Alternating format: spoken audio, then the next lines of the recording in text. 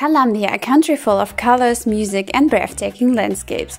From the Andes to the jungle and the paradisiacal beaches, my trip through the fascinating country was simply unforgettable.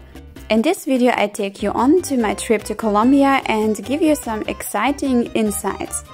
Colombia, the third largest country in South America with around 52 million inhabitants, and around 8 million people live in Bogotá, the capital alone. The country's diversity is impressive. The high Andes peaks, the tropical rainforests, the Caribbean and Pacific coasts, it has it all. And did you know that Colombia is one of the world's largest producers of coffee, emeralds and flowers?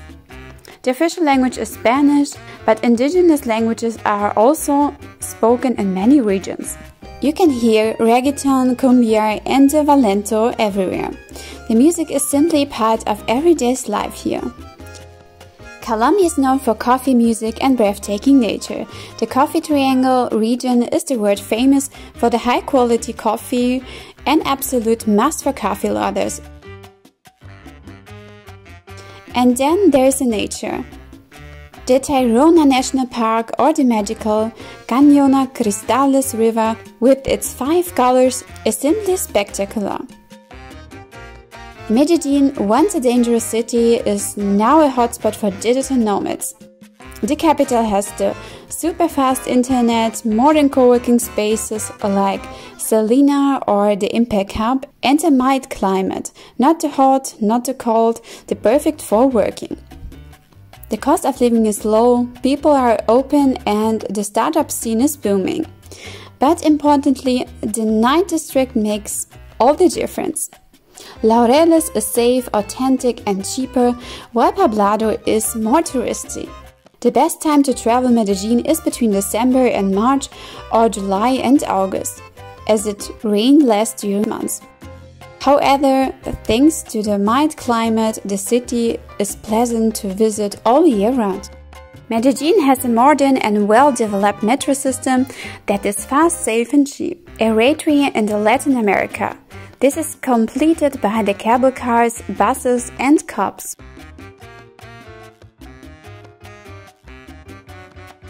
Medellin has a large shopping centers such as Santa Fe or El Tesoro, which offers international brands as well as the variety of restaurants and leisure activities. The malls are not only known for shopping, but also as popular meeting places for the locals. Colombia is simply unique. The streets are full of energy, you can hear the music everywhere. Street artists delight with fire dances and acrobatic shows at the intersections. The people are incredibly friendly, hardworking and open. An unforgettable view of the city. Of course, there are also downsides, but Medellin is now safe for experienced travelers as long as you stay at the right part of the city, and you should avoid some areas, especially at night.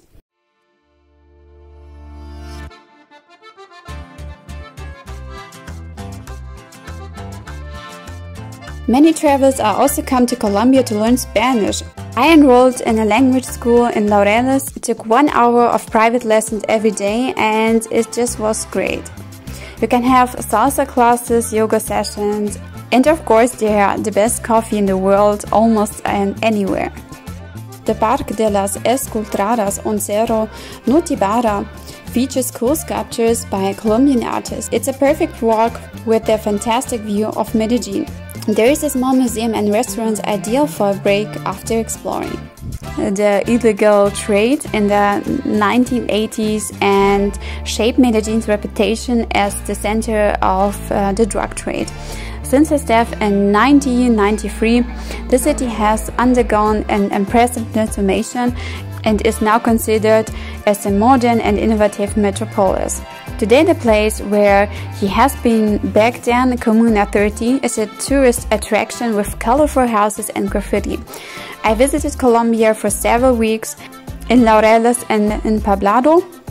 Laureles in Medellin offers more relaxed, authentic vibe compared to the touristic and often crowded Poblado, making this ideal for those who want to experience the real Colombian life while still enjoying the great cafes, parks and safety.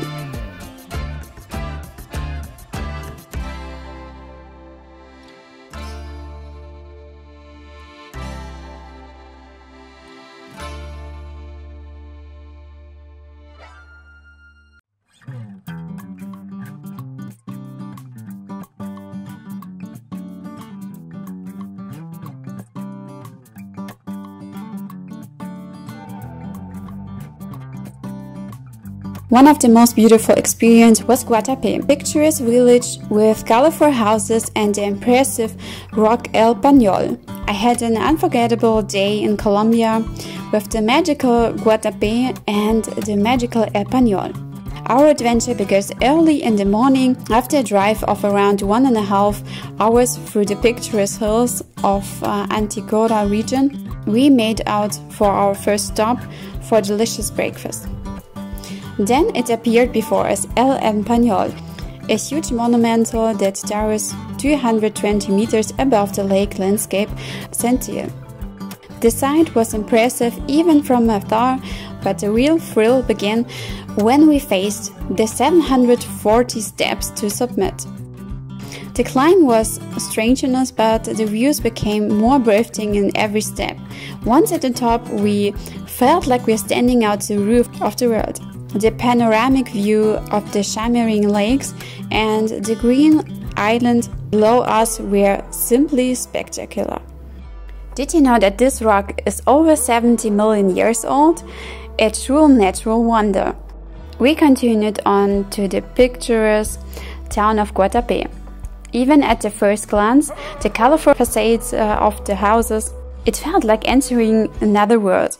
The streets are lined with an artistical painted Zócalos depicting scenes from the life and the history of the region.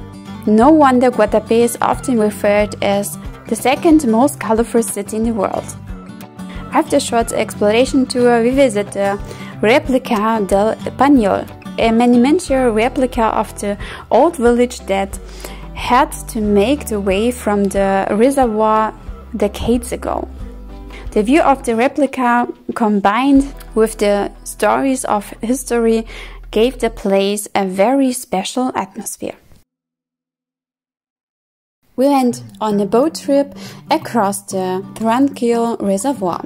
This took us past a special site, the abandoned villa of Pablo Escobar. This once luxurious property now tells a dark but fascinating past. The colorful backdrop of Guatapé, the mystical aura of El Peñol, and the story-filled landscape almost make you think you're in a scene from Gabriel Garcia Marquez' 100 Years of Solitude. I hope you enjoyed the insights into Medellin and Colombia. If you'd like to see more of my travels, please like and subscribe to my channel. Thanks for being a part of it.